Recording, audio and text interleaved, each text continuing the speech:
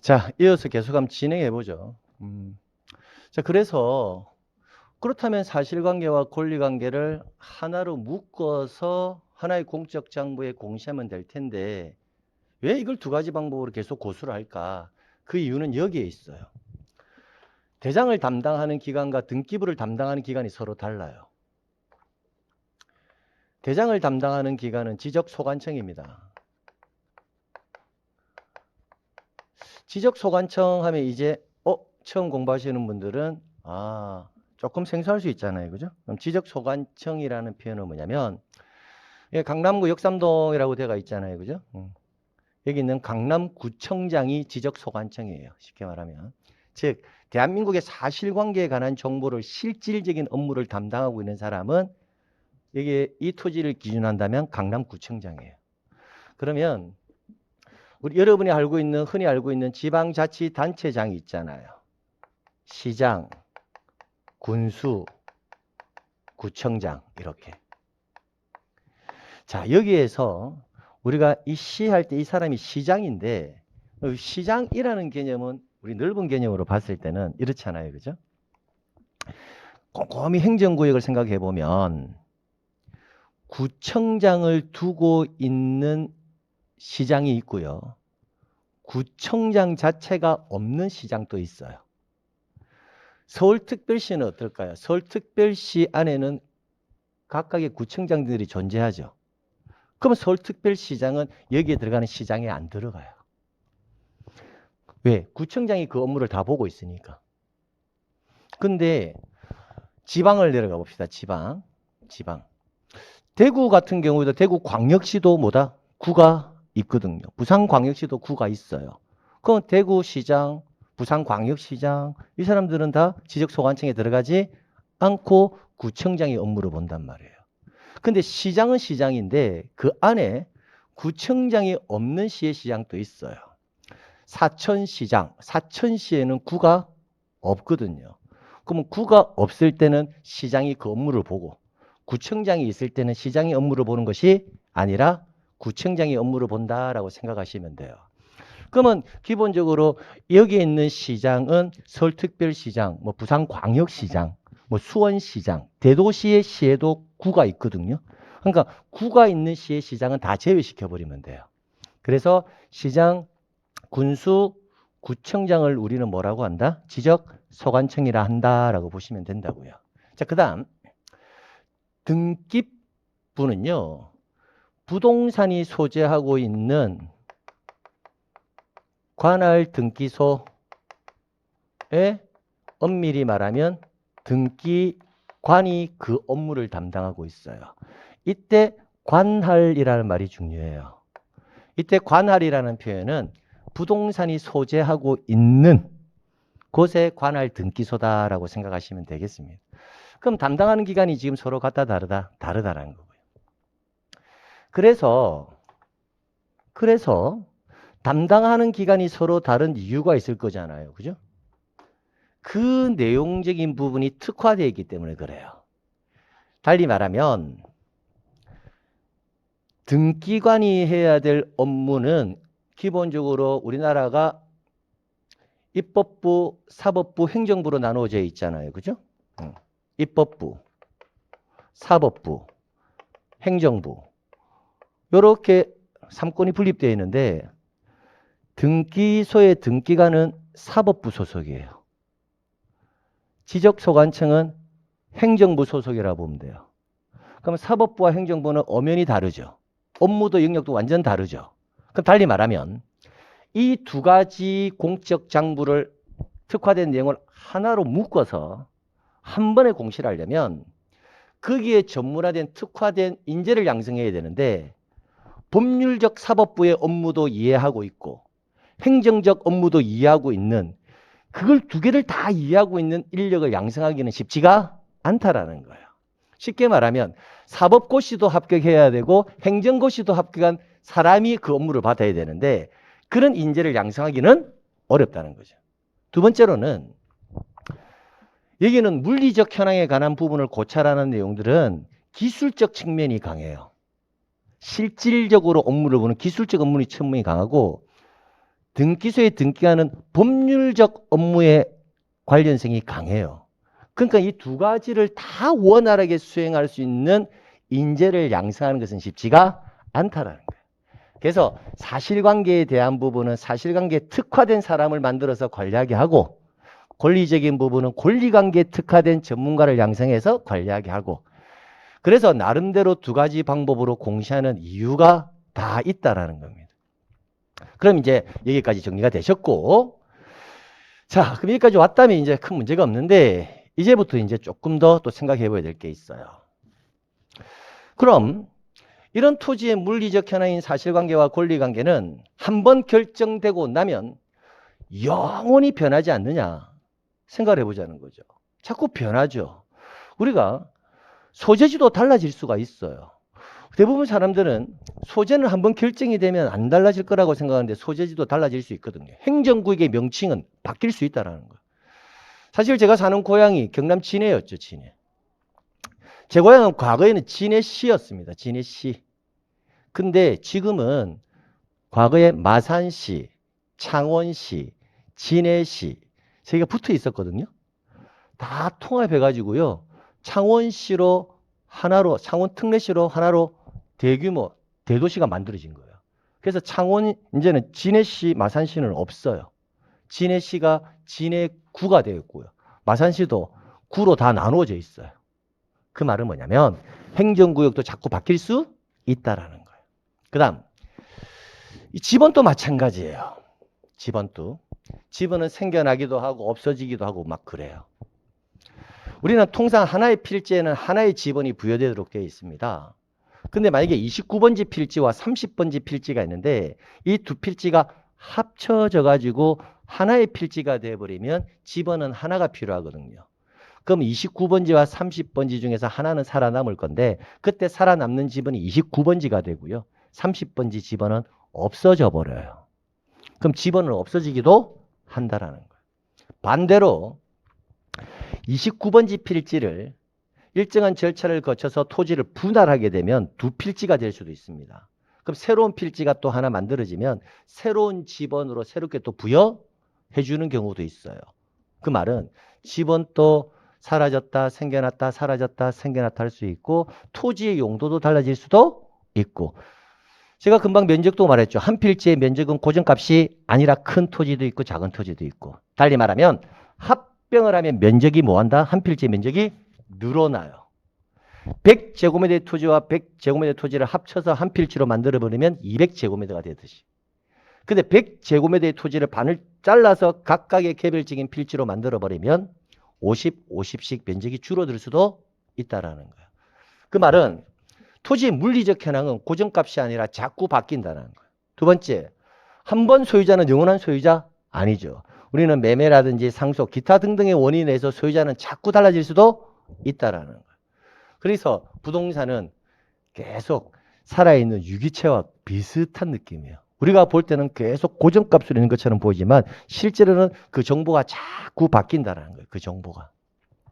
그럼 여기서 우리가 정보를 하나 바꿔보도록 하죠. 이 토지의 용도는 물을 상시적으로 이용하지 않고 식물을 재배하는 토지인 전이라고 지금 규정되어 있는데 이 토지를요, 형지를 바꿔요. 형지를 바꿔서 여러분이 알고 있는 주거용, 사무실 등의 건축물을 지을 수 있는 부지로 용도를 바꿀 수도 있거든요. 그러나 일반적으로 주거용, 사무실 등의 건축물을 지을 수 있는 토지의 용도는 지목을 정할 때는 대라는 표현을 씁니다. 흔히 대지라는 표현을 쓰는데 부동산학 개론에서는 대지라는 표현을 써요. 근데 우리 지적에서는 그 용어를 대라는 표현으로 지목을 별도로 설정하고 있습니다. 그러면 이 토지를 주거용, 사무실 등의 건축물을 지을 수 있는 부지로 토지의 형질을 바꾸었다.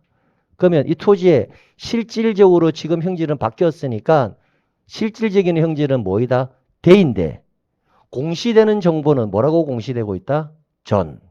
그러면 지금 달라졌는데도 불구하고 대장과 등기부상에서 전 이렇게 공시되면 국가가 잘못된 정보를 외부에 공시하는 결과가 발생해버려요. 그럼 어떻게 해야 돼요? 대장도 등기부도 전을 뭐로? 물리적 현황에 맞도록 대로 바꾸어서 외부에 뭐 해줘야 한다? 공시해줘야 한다라는 결론이 나오는 거예요. 그럼 생각을 해보는 거예요.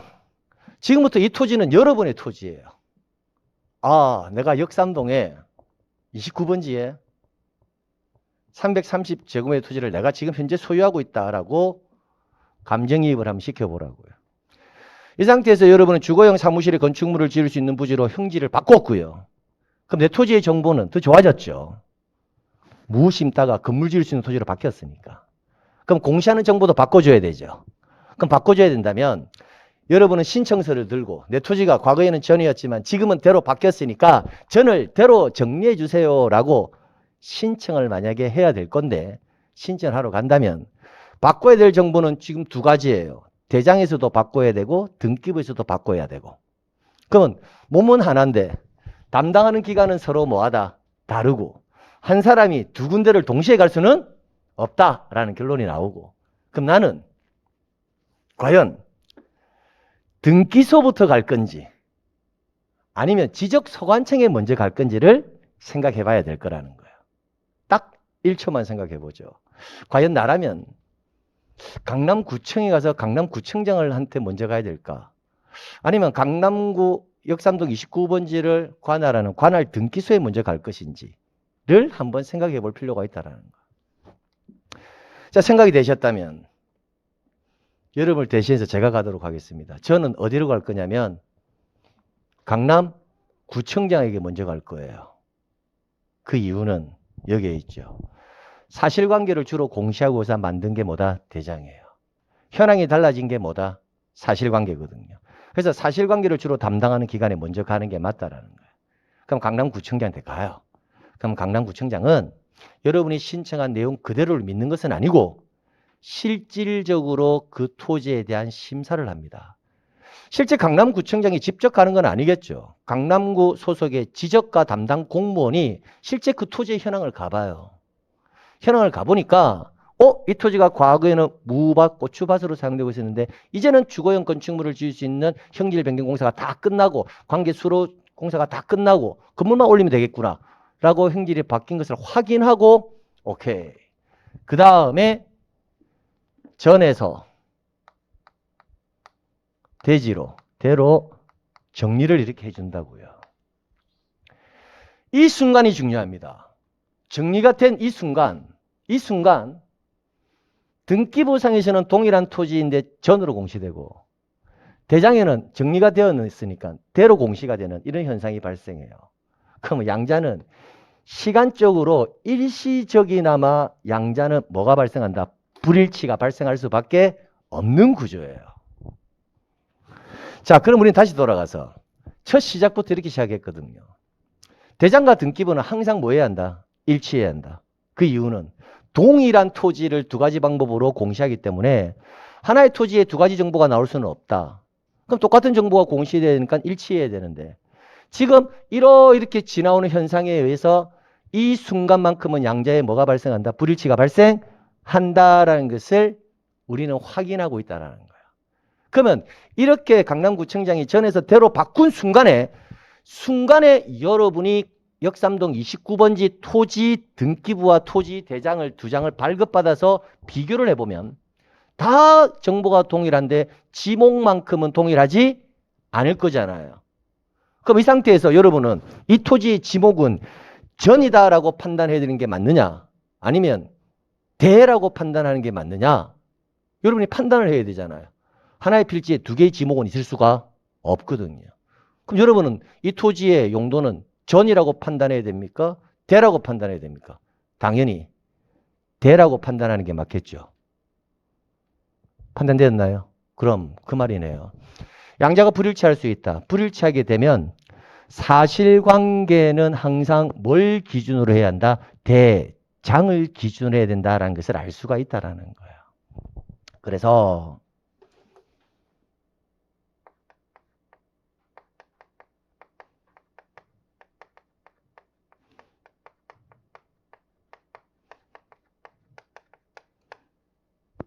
이 한 단어가 굉장히 앞으로 공부할 때 중요하다고요.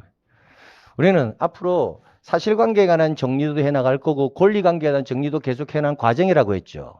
그러면 제가 전제 공시법은 어차피 사실관계와 권리관계를 기록해서 공시해 나가는 과정인데 사실관계의 기준은 항상 뭐라는 거다? 대장이라는 것을 머릿속에 꼭 기억해놔야 돼요. 그럼 양자가 불일치하다. 불일치하다면 사실관계의 기준이 무엇이므로? 대장이므로. 대장을 기준으로 뭘 바꿔야 한다? 등기부를 바꿔주는 게 맞다라는 거야. 정리하는 절차를 보게 되면. 자, 그럼 두 번째. 그럼 이렇게 정리가 되었다. 자, 정리가 되었다면 우리가 법으로 부동산 공시법에서는 법으로 양자는 일치해야 되므로 이런 절차적 요건에서 양자의 불일치는 일시적으로 발생할 수밖에 없는 구조고 그렇다면 우리 법에는 어느 법인지는 모르겠지만 감각적으로 들어봐도 우리 법에는 이 두 개를 일치시켜주는 뭐가 있어야 한다? 절차적 규정이 법률로 만들어져 있어야 한다는 것을 생각할 수가 있어요. 그래서 우리 법에는 그게 정의되어 있습니다. 뭐라고 정의되어 있냐면 사실관계의 정리가 이루어지고 난 이후에 등기부와 대장 사이에서 불일치는 필연적으로 발생할 수밖에 없고 그래서 필연적으로 발생하는 불일치를 해소해주는 절차가 있다고요. 그게 뭐냐면 지적소관청에서 등기를 담당하고 있는 등기관에게 역삼동 29번지 필지는 과거에는 전이었지만 지금은 대로 대장상에서 정리가 되었으므로 등기부도 전에서 대로 정리를 하세요라고 지적소관청에서 전에서 대로 정리하세요라고 신청하는 행위를 합니다. 누가 한다고요? 지적소관청에서. 그때 등기를 신청하는 행위를 뭐라고 부르느냐면 등기를 촉탁한다라는 이런 표현을 쓴다고요. 아, 이제 새로운 용어가 또 하나 만들어졌네요. 등기 촉탁이라는 용어. 아, 그럼 등기 촉탁이라는 용어는 지금과 같은 일련의 절차적 과정상에서 사실관계의 정리가 대장상에서 이루어지고 나면 대장과 등기부 사이에서 사실관계의 불일치가 발생할 것이고 그 불일치를 해소해 주기 위한 절차가 등기 촉탁이구나 이렇게 정리가 돼야 된다고요. 그럼 지금 이 진행하면서 여러분이 계속 새로운 용어를 자꾸 접하게 되고 있죠. 그러니까 이 용어를 빨리 익히시는 게 중요하다는 거예요. 그러면 우리는 11월, 12월이 지나고 나면 1월, 2월, 3월, 4월 가게 되면 등기 촉탁이라는 용어를 굉장히 빈번하게 듣게 될 텐데 그 빈번하게 듣게 되는 순간 이 절차적 과정을 1월 달, 3월 달에 다 설명하면서 등기 촉탁이 이런 겁니다. 라고 할 수 있는 시간적 여유는 없어요. 그러니까 이 기초가 정확하게 안 된 사람이 11월, 12월 지나고 1, 2, 3, 4를 들을 때 등기 촉탁이 뭔지도 모르고 그냥 암기하는 거예요. 왜 나오는지도 모르고.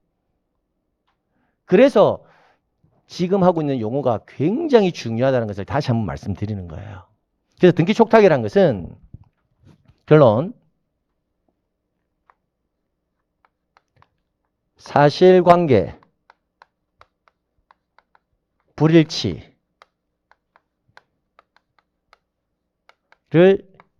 해소해주는 절차가 등기 촉탁이다라는 거예요.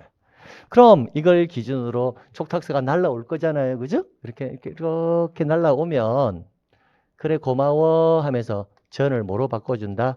대 이렇게 정리시켜 준다고요. 이렇게. 자, 두 번째 소유자도 달라질 수 있죠.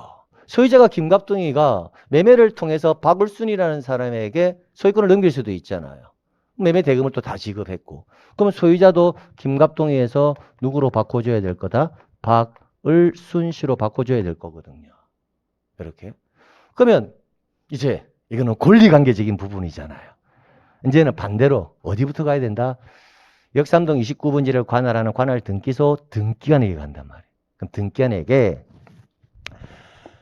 김갑동이하고 박울순이가 등기소를 찾아가서 이제 이 토지는 김갑동이 것이 아니라 제 겁니다 라고 박울순이가 등기를 신청한다고요. 등기를. 신청하면 등기하는 신청한 서류를 다 검토하고 난 다음 그래 박울순 씨 당신께 맞네요 하면서 갑에서 누구로? 을로 이렇게. 이때 우리는 등기상에 이걸 뭐라고 표현을 쓰느냐면 갑에서 을로 소유권이 뭐가 되었다? 이전이 되었다라는 표현을 써요. 이때 이루어지는 게 소유권 무슨 등기? 이전 등기다라는 표현을 씁니다. 그럼 이렇게 이제 정리가 되었잖아요. 그럼 정리가 되는 이 순간 똑같이 누군가 대장도 발급받아 보고 등기부도 발급받아 보니 등기부상에서는 박을순이라고 소유자가 공시되고 있는데 대장에서는 김갑동이라고 공시되고 있다면 하나의 필지에 두 개의 소유권은 있을 수가 없거든요. 그렇다면 이 토지 소유권자는 누구다? 박을순이라고 여러분이 판단해야 되지 김갑동이라고 판단해서는 안 된다라는 거예요.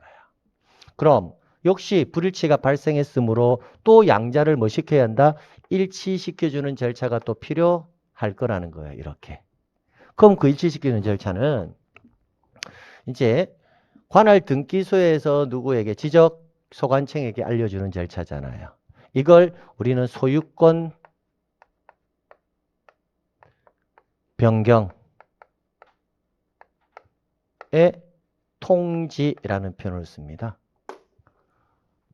소유권 변경의 통지 이렇게요. 소유자가 김갑동에서 박을순 씨로 달라졌어요. 라고 이렇게. 그러면 지적소관청에서 아 그래요? 권리관계는 당신이 주체가 되니까 당신을 믿고 정리할게요 하면서 김갑동에서 누구로 박을순이로 소유자를 이렇게 정리해 준단 말이에요. 이런 과정이 우리 법조문에 필연적으로 있을 수밖에 없다라는 거예요. 그럼 이제 여기까지가 우리 부동산 공시법, 지적법과 등기법의 상호 관계를 이해하는 과정이었어요. 그럼 만약 소유권 변경의 통지를 하지 아니한 상태라면 대장에서는 갑, 등기부에서는 을로 공시되잖아요. 그럼 이때는 여러분은 누구를 소유자로 판단해야 한다? 을, 등기부를 보면서. 그럼 이렇게 되네요. 권리관계의 기준은 뭐다? 등기부 이렇게. 자, 여기서 큰 개념을 잡았습니다. 이제 잠시만 볼까요?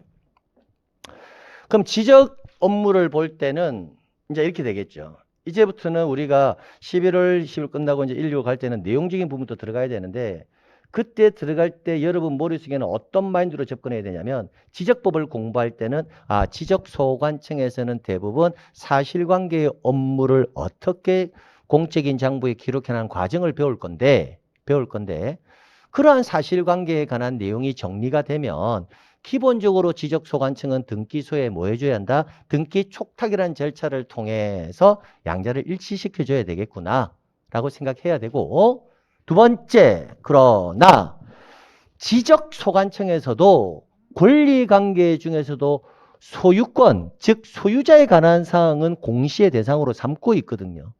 그럼 지적소관청에서 사실관계가 아닌 권리관계와 관련되는 부분을 정리해야 될 시점도 있을 거라는 거예요. 그러면 소관청에서 권리관계에 관한 부분을 정리하고자 할 때는 항상 머릿속에 아마 이 지적소관청은 권리관계적인 부분을 정리할 때는 자기 스스로 판단해서 정리하기보다는 항상 뭘 기준으로 해서 등기부의 도움을 받아서 항상 정리할 거야 라는 기본이 잡혀져 있어야 된다는 거예요. 반대로 등기관이 업무를 볼 때도 마찬가지예요. 등기관이 업무를 봅니다. 부동산의 업무를 보는데 권리적인 부분은 자기가 주체적으로 나서서 그 업무를 다 수행하겠지만 등기관이 사실관계에 관한 업무를 볼 때는 등기관 역시 누구의 도움을 받아야 한다? 지적소관청의 도움을 받아서 정리를 해야지 자기가 주체적으로 정리해서는 안 된다라는 큰 개념이 잡히는 거예요. 그럼 우리는 앞으로 1년 동안 지적법은 지적소관청에서 어떤 업무를 보느냐 그 업무를 볼 때 해나가는 과정들을 배우는 거고 등기법은 등기관이 보는 과정적 업무를 배우는 건데 그 과정적 업무에서 지적소관청은 사실관계로 주로 정리를 해서 공시하는데 권리관계적인 부분을 정리할 때는 항상 등기부의 도움을 받아야 한다라는 거. 등기관이 등기 업무를 볼 때는 권리관계는 자기가 주체적으로 그 업무를 보고 있지만 사실관계적인 업무를 볼 때는 항상 누구의 도움을 받아야 한다? 지적소관청의 도움을 받아야 한다라는 것을 항상 기본적으로 잡고 가셔야 됩니다. 그래서 사실관계의 기준은 뭐다? 대장. 권리관계의 기준은 뭐다? 등기부. 이 두 가지 꼭 좀 정리해 둘 필요가 있다. 자, 이렇게 해서 우리는 1단계 기본적인 부동산 공시법의 기본 체계를 잡은 거예요. 체계를. 그럼 이렇게 잡았잖아요. 그럼 잡고 나면 자, 여러분이 보이지 않는 새로운 용어들이 이렇게 막 보이실 거라는 거예요. 그럼 그런 용어들을 그냥 눈으로만 익히지 말고 한 번 정도는 말을 하면서 익히시는 게 좋아요. 등기 촉탁이라는 단어가 있네? 이게 뭐였지? 역으로 물어보는 거예요. 역으로 물어보면서 이 내용을 쭉 가져가시다 보면 그게 안정화되어야 돼요. 그래야 그 안에다가 가지도 쳐 나가고 양념도 조금 넣고 그러면 이 양념 안에서 음식의 간을 봐야 되는데 고춧가루 넣을 장소에 소금을 넣으면 맛이 이상해지겠죠. 그럼 정답은 고춧가루 넣어야 될 장소에 소금 넣으면 어떻게 되니? 그러면 그 지문은 뭐다? X. 고춧가루 넣어야 될 때는 고춧가루를 넣어줘야 된다. 이제 그런 부분의 내용적 부분을 채워나가면 된다라는 거예요. 자, 그렇게 해서 이렇게 이제 1단계 과정이 끝이 나는 거예요. 끝이 나고요. 그럼 기본적인 이제 공시법에 관한 기본 개념은 끝났으니까 이제 우리는 뭘 할 거냐? 수업은 지적법부터 시작해요. 그럼 이제 우리는 지적법의 기본 체계도와 지적법 안에 들어가야 될 용어에 관한 부분을 하나씩 하나씩 뭐 한다? 저랑 짚어나가 봐야 된다고요. 그러면 이제 지적법을 강의할 때는 저는 뭐 위주로 강의하면 돼요? 토지에 관한 무슨 관계? 사실관계가 지적소관청 얘네들이 어떻게 만들어서 정리해 나가는지 그 과정을 배우면 된다는 거예요. 그 과정. 그럼 그 과정을 배울 때 지적법의 법은 대부분 어떻게 구성되어 있냐면 토지 소유자가 해야 될 일은 사실 시험 지문에 많이 없어요. 대부분 누가 하는 일? 지적소관청에서 어떻게 업무를 보고 있느냐? 그 업무적인 부분에 내용이 다 쏠려 있어요. 근데 나중에 등기법을 들어가다 보면 등기법은 관할 등기소 등기관이 해야 될 업무와 등기를 신청하는 일반 당사자가 해야 될 업무 그 두 가지가 거의 반반씩 시험 문제가 나와요. 그래서 등기법은 내가 해야 될 업무와 등기관이 해야 될 업무가 거의 반반씩으로 나눠져 있고 지적법은 내가 될 업무는 10%, 지적소관청이 해야 될 업무는 몇 퍼센트? 90%. 그 정도로 나누어져 있다라고 보시면 됩니다. 자, 그래서 이제부터 이제 지적법을 들어가는데 들어가기 전에 이 지문이 왜 중요한지를 간단하게 여기서 한번 봐드릴게요. 만약에 자, 이걸 보면서 하세요. 지적소관청에서 소재, 지번, 지목, 면적이 아닌 여기 있는 알파적인 부분을 만약에 지적소관청에서 정리를 했다라고 가정해봐요. 뭐 개별 공시지가를 정리했다든지 뭐. 그럼 이 알파적인 부분을 정리를 했다면 과연 지적소관청은 관할 등기소 등기관에게 등기 촉탁을 할 건지 안 할 건지. 어떨 것 같아요? 등기 촉탁을 알파를 정리했다면 등기 촉탁을 할 것 같아? 안 할 것 같아? 할 필요가 없죠. 왜? 등기부에는 알파가 존재하지 않거든요. 그래서 증막을 했잖아요. 일치, 불일치라는 개념을 간과하지 마셔라. 우리가 불일치가 발생했을 때, 사실관계의 불일치가 발생했을 때 이를 해소하기 위한 절차가 등기촉탁인데 그럼 일치할 거냐 불일치할 거냐의 개념은 항상 비교 대상군이 존재해야 된다는 거예요. 그럼 그 비교 대상군은 4개밖에 없다는 거예요. 소재, 지번, 지목, 면적 이렇게. 그러면 소재, 지번, 지목, 면적과 관련된 부분을 소관청에서 정리를 했다면 등기 촉탁을 해주는 게 맞아요. 근데 소재, 지번, 지목, 면적과 관련이 없는 부분을 지적소관청에서 정리를 했다면 그는 등기 촉탁의 대상이 되지 않는다. 이렇게 하는 거예요. 그럼 그렇게 큰 개념을 잡는 거예요. 그러면 선생님 그럼 등기 촉탁의 대상인지 아닌지가 시험 문제 잘 나옵니까? 네, 잘 나와요. 그럼 물론 나중에 가서 몇 가지 단어를 암기해서 문제를 풀 수도 있지만 그 단어를 암기할 때 이러하니까 얘네는 등기 촉탁을 할 필요가 없어 라고 이해하면서 암기하는 사람과 그냥 첫 글자를 따서 암기하는 사람은 다르다라는 거예요. 그냥 첫 글자 따서 단순히 암기하는 사람은 그 순간만큼은 암기가 되는데 지나고 나면 없어져 버려요. 그래서 논리성을 가지고 암기하는 게 중요하다는 것을 말씀드리고 싶은 거예요. 마찬가지예요. 등기관이 등기 업무를 봤을 때 소유권 변경의 통지를 해줄 때는 키워드가 여기 있는 거죠. 소유권에 관한 사항만 통지해 주면 돼요. 왜? 여기에는 소유권 이해 권리가 존재하지 않으니까. 그래서 우리 등기법에는 이렇게 규정되어 있습니다. 뭐 나중에 법으로 배우겠지만 관할 등기소 등기관이 아래 각 호에 해당하는 사항의 등기를 완료한 때는 대장소관청에 소유권 변경의 통지를 하여야 한다라고 되어 있어요. 다음 아래 각 호에 해당하는 등기들이 뭐냐? 앞으로 이제 배워나가겠지만 공통주로 들어가는 말이 다 소유권이라는 글자는 들어가야 돼요. 소유권 보존, 소유권 이전, 소유권 변경, 소유권 경정, 소유권 말소, 소유권 말소 회복, 소유권 등기 명의인의 표시 변경, 소유권 등기 명의인의 표시 경정 해서 8가지예요. 뭔 말인지는 몰라도 다 공통점으로 뭐가 들어가더라? 소유권이라는 글자가 들어갈 수밖에 없겠구나. 그 이유는 대장에서 공시하는 권리관계는 소유권 말고는 없기 때문에 그래요. 그래서 이 내용 안에서 앞으로 많은 내용들이 파생되어 나온다고요. 그래서 이 자체가 쉬운 문제는 아니지만 이 내용을 알고 있어야 그 안에 내용을 채워 나갈 수가 있는 기반이 되는 거예요. 기반이. 그렇게 해서 마무리하시면 됩니다. 자, 그다음 그럼 이제 우리는 이제 지적법을 들어갈 거거든요. 지적법을 들어가는데 요 내용을 제가 조금 지워야 할 듯한데 필기 선생님 어떻게 필기는 해야 되나요? 말아야 되나요? 이렇게 물어보는데 선택이죠, 선택. 필기는 선택이에요. 예전에는 제가 필기를 꼭 하시는 게 좋겠다라고 했는데 할지 안 할지는 이제 선택이에요. 선택인데 필기라는 게 이렇거든요. 복습할 때 이 내용을 한번 적어보는 것 자체가 저는 복습이라 생각하거든요. 적으면서 논리를 판단할 수 있으니까. 그 글을 잘 적든 못 적든.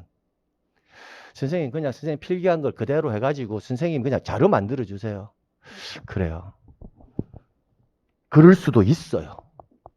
그럴 수도 있는데 그 필기 내용을 하다 보면 강의의 내용에 따라서 조금씩 좀 달라지거든요. 획일화되어 있지가 않다라는 거예요. 사례도 그렇고. 그래서 필기에 대한 부분은 저는 개인적으로 내 스스로 노력하지 않고 단순히 듣기만 해가지고 이 공부는 절대 안 된다고 생각하는 사람 한 사람이고 무슨 꾀를 내어가지고 공부하는 것도 이 공부가 그렇게 녹록한 공부는 아니에요. 가능한 여러분의 학습 분량을 줄이기 위해서 저도 노력할 거예요. 할 건데 필기에 관한 부분은 할지 안 할지 여러분이 판단하시고 근데 가능한 한 제가 추천을 드리면 이렇게 한번 필기를 여러분 스스로 한번 해봄으로써 오늘 내용을 복습하는 계기가 될 수도 있다는 것만 말씀드릴게요. 그래서 이 부분 제가 잠시 좀 지워야 되니까 그 촬영하시는 분 혹시 여기에서 뭐 여기까지가 한 화면에 혹시 저기 들어오나요? 들어오나요?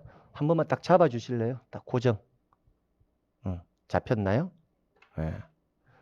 그럼 여러분도 좀 사진을 좀 찍어 두시면 좋을 것 같은데. 제가 지금 지워야 되니까. 아니다. 잠시 쉬었다 계속 하죠, 뭐. 쉬었다가 다시 지우고 다시 시작할게요. 조금 쉬었다가요. 바로 시작할게요. 네.